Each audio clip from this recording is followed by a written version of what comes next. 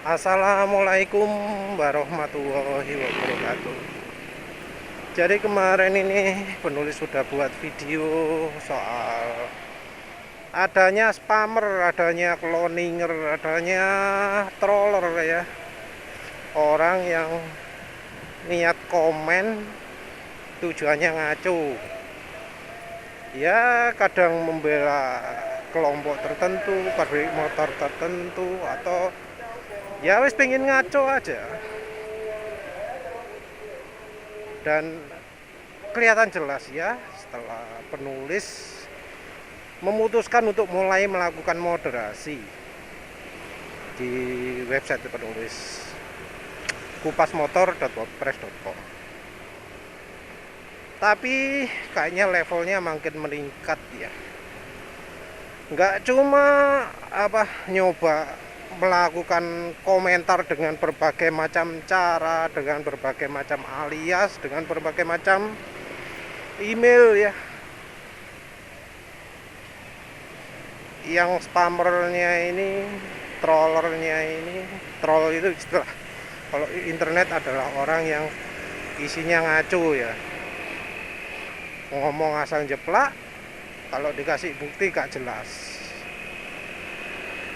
kalau argumentasi gak minta maaf, isinya cuma ngomong asal dia bener tok.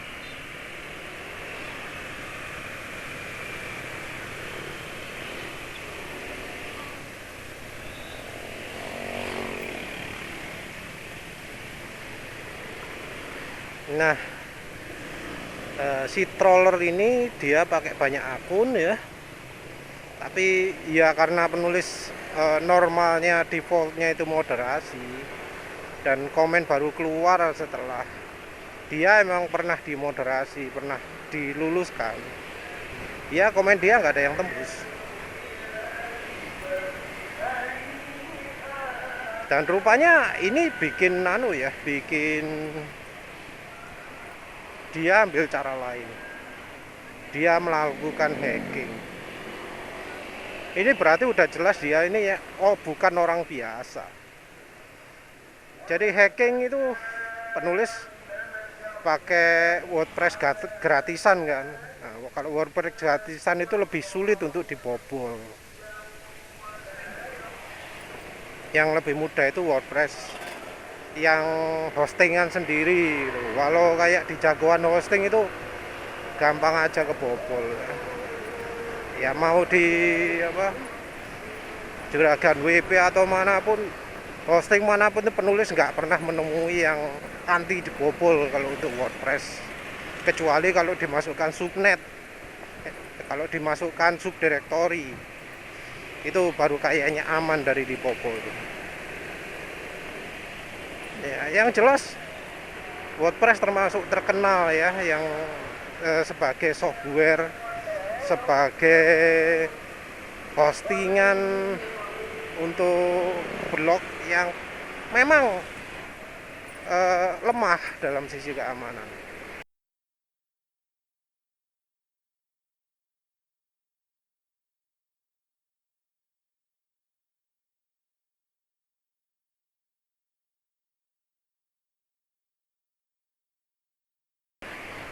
Tapi kalau pakai wordpress.com beda lagi ya, itu keamanannya lebih tinggi.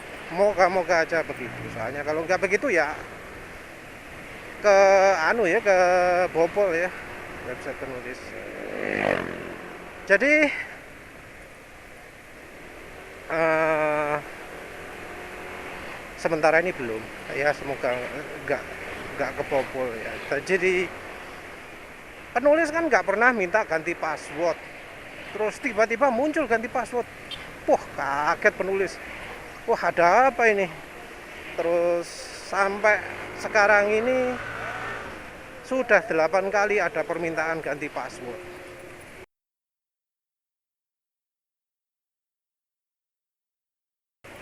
Penulis nggak minta itu, nggak melakukan apa-apa itu. Dan seperti biasa spammernya ini, walau nggak penulis approve, nggak penulis teruskan komennya, ngomongnya loh saenake. Itu paling salah pencet. Ada beberapa akun ngomong salah pencet.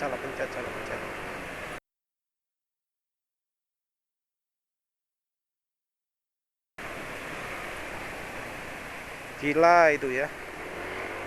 Salah pencet gimana lah, wong ganti password itu halamannya beda dari halaman waktu biasa nulis itu.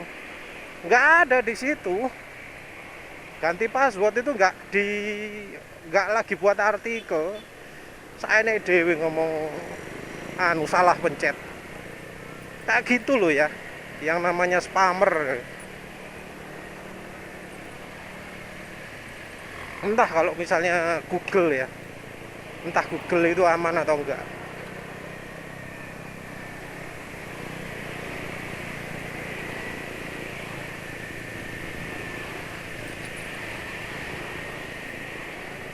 Karena kalau Google nggak aman ya sudah. YouTube penulis hilang juga. Dan penulis nggak akan bisa recover. Karena penulis nggak punya tempat yang cukup untuk nyimpen filenya penulis, videonya penulis. Nggak ada tempat. Yang lama-lama kalau di YouTube hilang ya wis ambiar dah. Penulis ya wis lah, moga-moga yang Google nggak kena hack. Tapi penulis kasih tahu aja, sekarang ini penulis sedang dihack websitenya.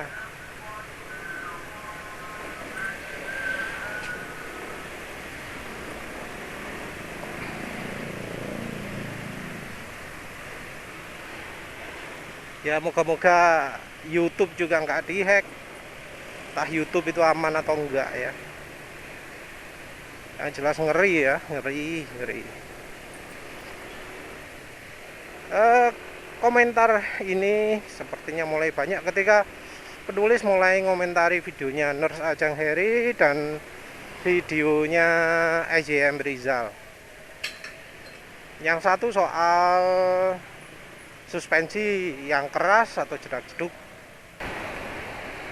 Sebenarnya masalah suspensi keras di PCX itu hal yang normal ya. Karena ya PCX mengalami, NMAX mengalami, Aerox mengalami, Suzuki Next 2 mengalami. Ya sumbernya cuma satu sih, engine mounting yang dibuat mesinnya ini juga ikut gerak ketika suspensi gerak. Ya sudah sering penulis jelaskan ya. Engine mountingnya ala PCX, ala NMAX, ala Suzuki Next 2 itu cuma cocok untuk negara yang jalannya super datar dan super mulus. Kalau jalannya mulus, kena polisi tidur sekali, kena polisi tidur kecil-kecil gitu, nggak keberasa, enak, halus. Tapi kalau jalannya sudah kayak Indonesia gini, amit-amit ya, sentakannya bisa bikin sakit pinggang.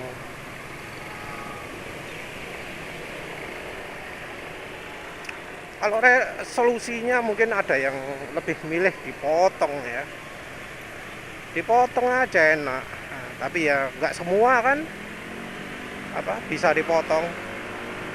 Kayak di NMAX ini sulit dipotong. Tapi ya terserah lah mau pakai cara yang mana. Nah, kalau penulis sendiri milih diganjel. Yang jelas ganti suspensi itu bukan solusi karena sentakannya masih ada. Kalau dibiarkan suspensinya bakal cepat rusak, cepat bocor. Nah, kenapa kalau suspensi bawaan nggak bocor? Lah wong dari awal sudah nggak ada hambatannya kok, sudah kayak suspensi soak kok. Ya nggak bakal ngerasain bedanya lah ya. Jangan samakan suspensi pabrikan dengan suspensi aftermarket buatan Cina atau Thailand, beda jauh. Apalagi sama yang Polandia ya. Mana itu? Olins dari mana sih? Lupa. Nah, berikutnya penulis bahas apalagi setang miring itu ya. Entah mengapa setang sampai miring gitu ya. Stang miring yang terjadi di banyak PCX. Penulis buat beberapa artikel. Yang pertama bicara soal miringnya, yang kedua soal perkiraan penyebabnya,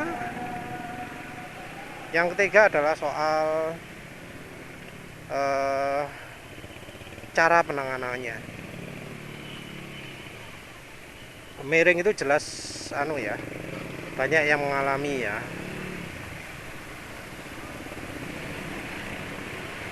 Penulis sempat bahas, mending nggak usah dibenahi karena ya bisa jadilah emang sama Honda sengaja dibegitukan karena ya kan setang PCX itu pendek. Kalau pendek kan enak, kalau setangnya dibuat miring jadi lebih terjangkau kan gasnya, pakai gasnya jadi enak. Kalau dilurusin lagi, kalau badannya tinggi jadi malah repot. Pundak nggak bisa rileks tapi harus maju ke depan.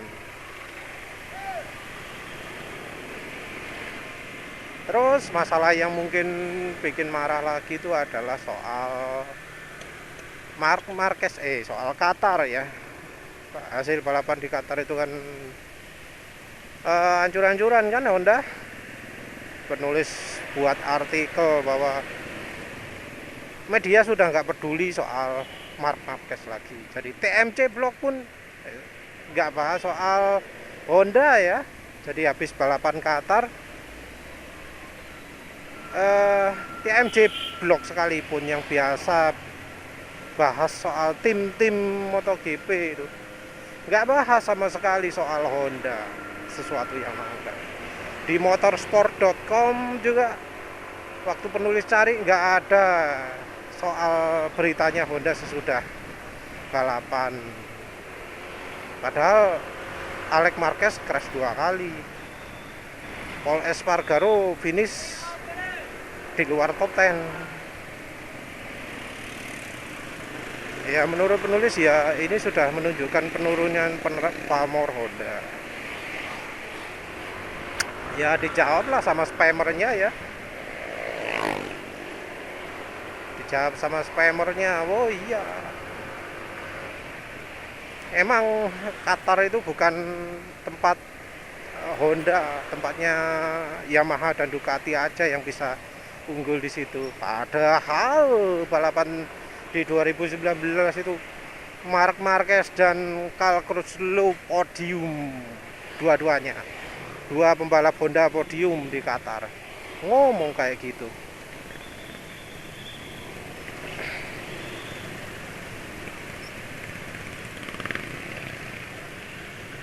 Terus penulis bahas juga soal Joan Mir dengan Jack Miller. Itu penulis punya pendapat sendiri. Joan Mir itu entah sengaja atau tidak, tapi dia melakukan merangsek ke bagian dalam tanpa mengalah, itu jelas kesengajaan. Dan ini membuat motor Jack Miller ketumbuk. Jack Miller kehilangan grip karena ketumbuk tersebut melebar, dan ini dimanfaatkan oleh Joan Mir. Mau bagaimanapun alasan Joan Mir, ini sudah jadi kesan Joan Mir melakukan bump and run, teknik yang biasa dipakai di NASCAR. Motor depan dibenturkan cedung gitu ya, depan hilang gripnya, terpaksa melambat, terus akhirnya ya disalip. Jadi itu teknik membalap yang kalau untuk MotoGP nggak layak diterapkan karena terlalu berbahaya kalau diterapkan di MotoGP. Jack Miller jelas marah, terus akhirnya sengaja merelakan podium demi untuk membenturkan motornya ke Joan Mir. Jelas nggak mungkin ada protes, ada keluhan dari Suzuki. Nggak mungkin Suzuki minta minta Jack Miller untuk dihukum itu. Karena apa? karena yang dilakukan oleh Joan Mir lebih parah. Nggak ada kan orang yang tahu apakah Joan Mir itu sengaja atau tidak. Tapi jelas dari manuver Joan Mir membentur Jack Miller itu adalah manuver yang membuat Joan Mir beruntung. Jadi Joan Mir itu entah sengaja atau tidak, dia mengambil posisi ke depan dengan membenturkan motornya. Itu. Sementara yang Jack Miller justru posisinya melorot gara-gara membenturkan motornya ke Joan Mir. Dan aturan di MotoGP yang gitu-gitu biasanya hubungan dengan adalah bagaimana dia mencapai rotasi. Ada sekali lagi yang namanya spammer protes soal itu. Kemudian apa lagi ya yang bikin beda? Kayaknya ya serangan gencar itu mulai terjadi semenjak penulis bikin artikel tentang apa namanya penanganan ketika setang miring. Jadi setang miring oke lah, ganti gratis oke lah, tapi cara memperbaikinya itu loh, cara memperbaiki setang miring di PCX 160 itu gimana? Coba deh baca lihat, nonton servis pertamanya PCX 160 motornya SYM Rizal. Dengarkan bagaimana motornya itu dibenerin, dipaksa pakai cara kasaran gitu ya, cara yang katanya itu nggak pingin konsumen ngerti. Jadi dibuat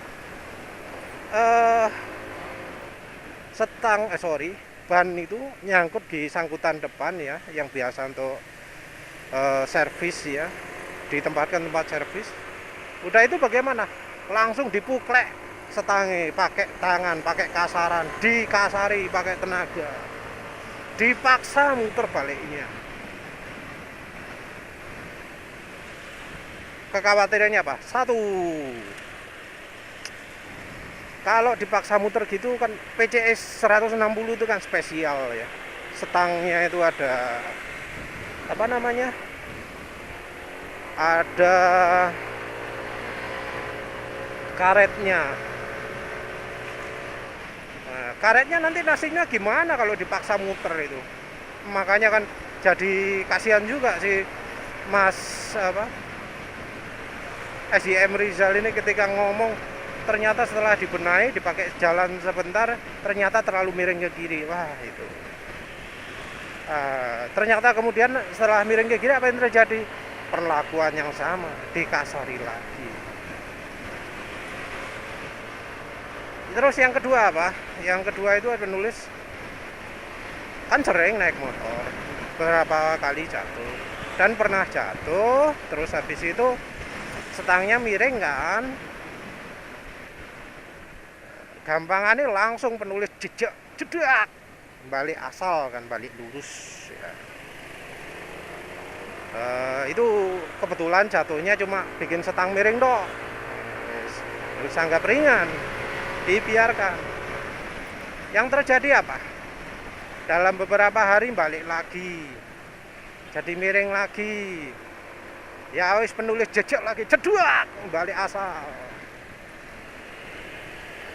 Wis. Terus ternyata makin lama makin sering, sampai akhirnya apa? Odak gudeg setang itu goyang-goyang gini.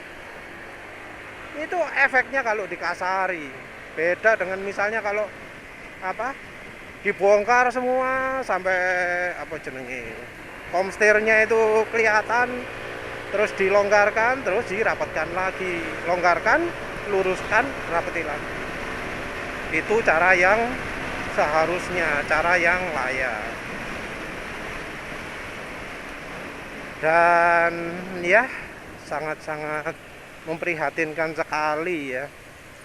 Yang salah itu, yang bikin setang miring itu bukan konsumen, tapi sudah dapat dari pabriknya kayak gitu. Kok ya diperlakukan seperti itu, mentang-mentang ganti ini gratis. Sejak itu langsung jadi muncul ya, do you want to change password gitu. Yes, warning, ada yang minta ganti password. Kalau bener ya jangan lakukan apa-apa.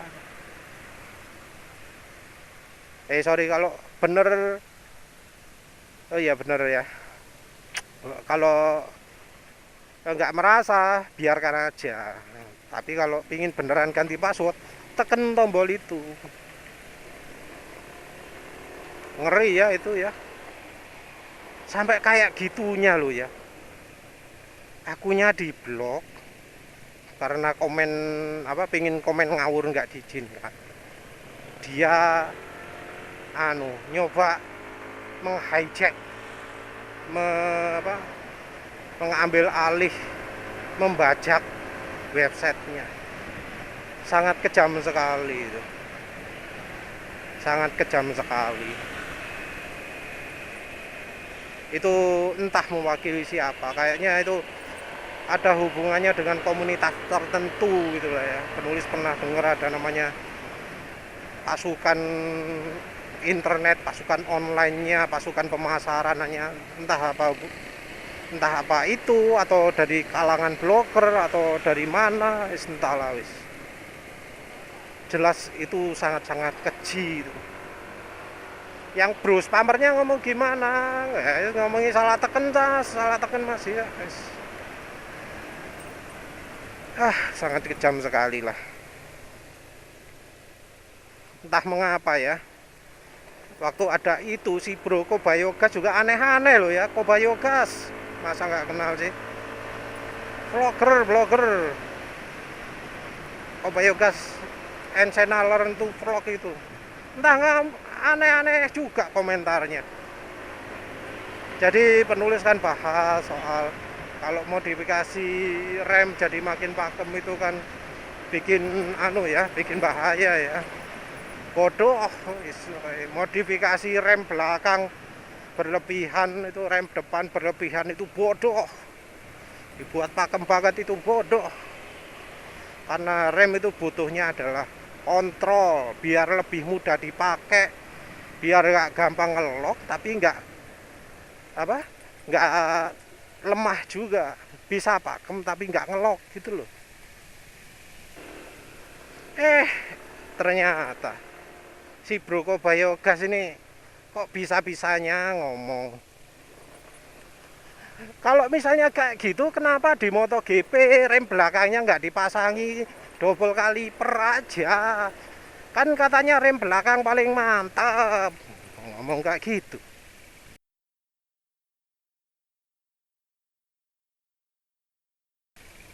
Padahal penulis sudah bahas kalau rem belakang terlalu pakem itu bodoh. Tapi kok bro Kobayogas dengan santainya ngomong kayak gitu.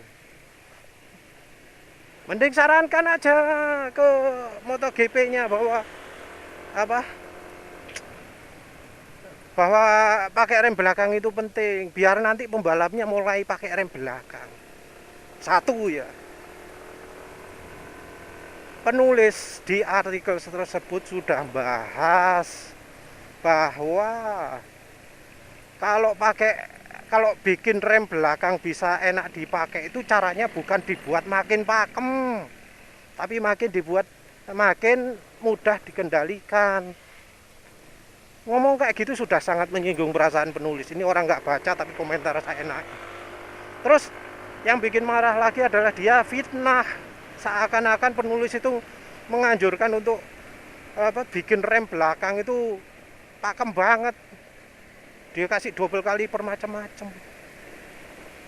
Nggak suka penulis dengan yang seperti itu. Ini bro Kobayogas, lu vlogger terkenal, penulis heran kok sampai ngomong kayak gitu. Dia lebih terkenal YouTube-nya, lebih terkenal websitenya, tapi kok ngomong gitu sih?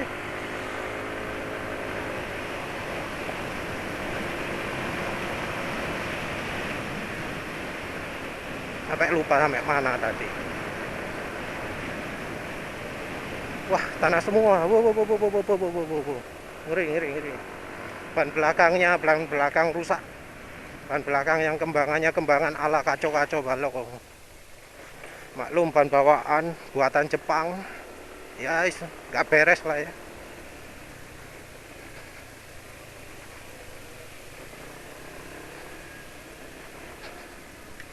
Terus habis itu si Bro Kobayogasnya mencoba mengoreksi. Kalau yang soal MotoGP, kalau Anda pemirsa ini beneran ngikutin MotoGP, pasti udah tahu lah bahwa pembalap itu sekarang semenjak pakai ban Michelin, apalagi diupdate ban belakang makin pakem, itu ngerem itu fokusnya banyak di rem belakang. Jadi rem belakang itu sudah dipakai. Entah ketika mengerem itu yang mana yang dipakai, rem depan atau rem belakang ya. Tapi yang jelas rem belakang sekarang sudah jadi fokus perhatian juga.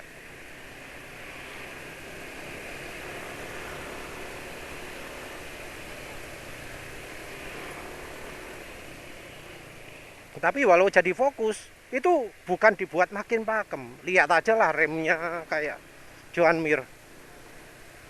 Allegrin sih yang penulis tahu. Penulis lihat gambarnya jelas. Piringan rem belakangnya kecil.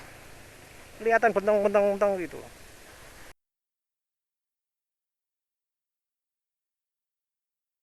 Yang depan gede sih emang. Nah, nggak ada bentongnya. Jadi kayaknya fokus rem tetap apa? Kekuatan rem yang paling besar kayaknya yang depan. Tapi tetap sekarang pembalap MotoGP pakai rem belakang, nggak kayak diomongkan Bro Kobayagas. Heran loh, padahal Bro Kobayagas ini nonton MotoGP juga loh. Kok nggak tahu sih. Terus berikutnya dia ngomong, kalau gitu sekalian aja nggak usah pakai rem depan ya, kayak ajarannya penulis. Itu penulis makin tersinggung lagi. Karena apa? Penulis dulu keluar dari grup kalangan blogger itu karena alasan itu. Karena penulis dituduh difitnah anti pakai rem depan. Wah, itu penulis marah banget itu. Nggak respect sama kalangan blogger gara-gara itu. Penulis nggak ngomong kayak gitu. Penulis itu ngomong kan pakai rem belakang dulu, habis itu pakai rem depan, begitu grip ban depan mulai makin pakem. Tapi diomongnya kayak gitu, wais. Penulis sampai kira Bro Kobayagas ini tetangganya Vision itu ya, tetangganya Spammer itu. Entah apa maksudnya, penulis panas itu omongannya Bro Kobayagas kayak gitu gitu. Padahal ya selama ini penulis anggap dia termasuk netral, tapi kok ngomongnya kayak gitu gitu. Kalangan blogger ya sampai sekarang kayak Ari Pistop itu masih nganggap penulis itu kalau ngerem nggak pakai rem depan.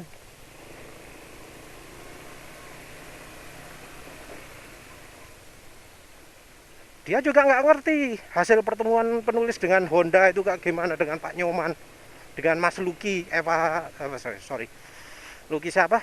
Yang instrukturnya safety riding Honda itu. Hasilnya apa? Honda itu kalau ngerem depan dan belakang barengan, nggak depan toh kayak pendapat mereka. Ya wis lah, entahlah wis. Begitu saja, terima kasih. Assalamualaikum warahmatullahi wabarakatuh.